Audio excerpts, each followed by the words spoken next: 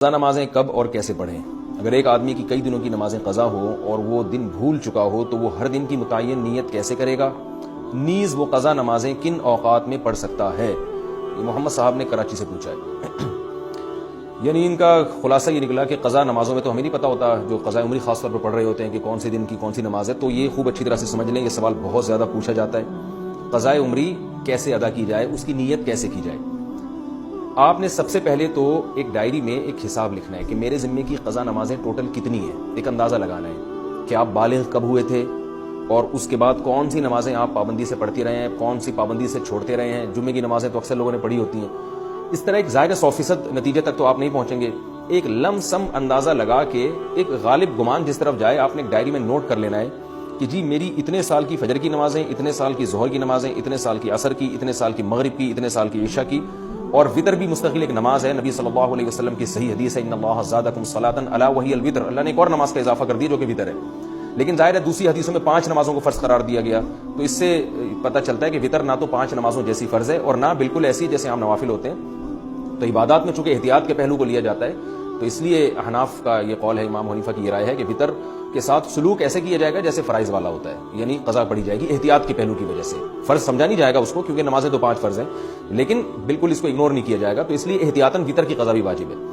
تو آپ نے یہ اس 5 نمازیں اور وطر کا اندازہ لگا لیا کہ بھئی یہ اتنے سال کی بنتی ہیں، اور ایک ڈائری میں آپ نوٹ کر لیں۔ میں ڈائری میں نوٹ کرنے کا اس لیے کہہ رہا ہوں کہ یہ تجربے پر مبنی ایک حقیقت ہے، مشاہدے پر مبنی، کہ جو صرف حافظے پر چلتے ہیں وہ کنفیوز ہی رہتے ہیں ساری زندگی، وہ پھر بھول جاتے ہیں کتنی پڑھی کتنی رہ گئی۔ تو آپ نے ایک چارٹ بنانا ہے کہ بھی میری فجر کی جیسے سال کی اتنے سال کی نمازیں تو اتنے مہینے اتنے دن، وہ دنوں کے آپ نے کاؤنٹ کر کے لکھ لینا کہ جی میری فجر کی مثال کے میں 256 نمازیں رہتی ہیں، یا 356 یا 1256 نمازیں میری فجر کی رہتی ہیں۔ تو آپ نے ایک لکھ لیا اس کو، پھر ظہر کا لکھ لیا، عصر کا لکھ لیا، مغرب عشاء اور وتر کا لکھ لیا آپ نے۔ اس کے بعد جب آپ پڑھنا شروع کریں تو پڑھنے کے اوقات کیا ہیں کہ جو 3 مکروہ اوقات ہیں، سورج نکلتے وقت، زوال کا وقت جب سورج بالکل سر پر ہوتا ہے، اور ایک غروب آفتاب کا وقت جب سورج غروب ہو رہا ہوتا ہے، یعنی غروب سے 20 منٹ پہلے، 15-20 منٹ پہلے، اور فجر میں طلوع آفتاب اور تقریباً 15-20 منٹ کا وقت، یہ وقت اور زوال کے 10 منٹ آپ لگا لیں۔ اس ٹائم کے علاوہ آپ جب چاہیں قضاء عمری پڑھ سکتے ہیں اور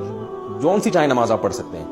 یعنی یہ بھی ہو سکتا ہے فجر میں آپ عشاء پڑھیں اور عشاء میں فجر پڑھیں، تو جو نماز جب چاہیں آپ پڑھیں، کوئی پابندی نہیں ہے۔ اب آپ کے پاس ایک چیز آ جائے گی سامنے کہ میری فجر کی اتنی ہے، ظہر کی اتنی، عصر کی اتنی، مغرب کی، عشاء کی اور وتر کی اتنی۔ اب آپ کو یہ بھی اختیار ہے، چاہیں تو آپ فجر کے ساتھ فجر پڑھ لیں، ظہر کے ساتھ ظہر پڑھ لیں، عصر کے ساتھ عصر پڑھ لیں، اور اپنی ڈائری میں اس کو مائنس کرتے جائیں، کیونکہ بعض دفعہ جوش چڑھتا ہے، آپ قضاء عمری پڑھنا شروع کرتے ہیں اور پھر کچھ دنوں میں جوش ٹھنڈا ہو جاتا ہے، آپ بھول جاتے ہیں، پھر کچھ دنوں بعد دوبارہ جوش آتا ہے تو آپ کو یاد ہی نہیں ہوتا کتنی پڑھی تھی میں نے، تو وہ ساری زندگی آپ کنفیوز رہتے ہو، بھی شیطان کو موقع مل جاتا ہے سستی پیدا کروانے کا۔ تو آپ نے کیا کیا بھائی، وہ مائنس کرتے رہے۔ اس طرح بھی پڑھ سکتے ہیں، 5 نمازوں کے ساتھ 5 پڑھ لیں اور وتر کے ساتھ وتر پڑھ لیں۔ یہ بھی کر سکتے ہیں کہ پہلے ساری فجر کی نمٹا دیں آپ، اور فجر کے ساتھ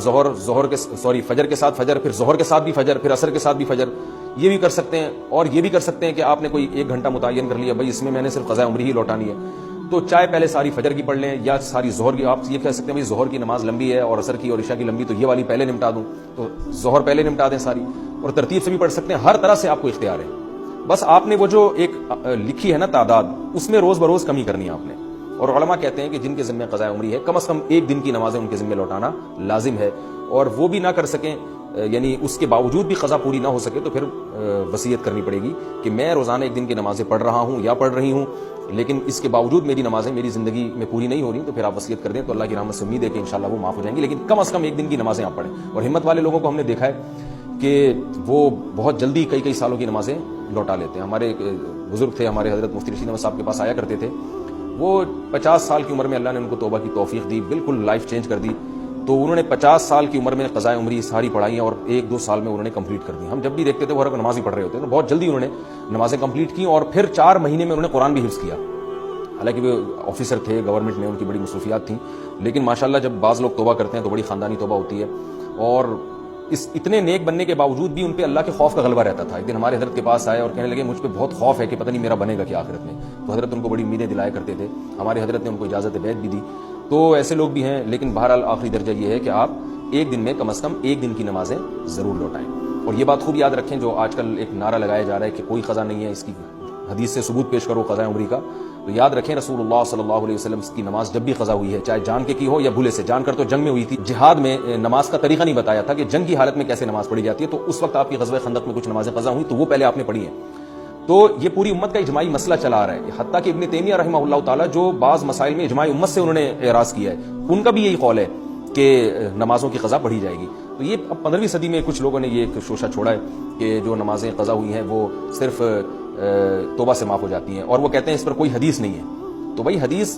جو دعویٰ کرتا ہے حدیث اس کے ذمہ ہے. نبی صلی اللہ علیہ وسلم نے فرمایا البینۃ علی المدعی والیمین علی من انکر،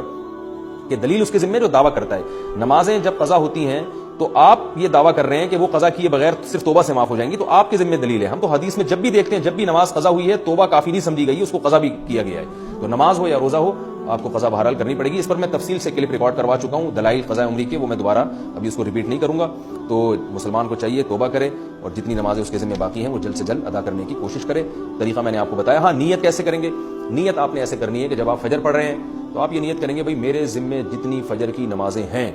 ان میں میں سب سے پہلی نماز پڑھ رہا ہوں. جب دوبارہ فجر آپ پڑھیں گے تو بھی یہی نیت کہ میرے ذمہ جتنی فجر کی نمازیں ہیں ان میں سب سے پہلی، کیونکہ جو پڑھ چکے ہیں وہ تو ذمہ میں رہی نہیں ہے نا،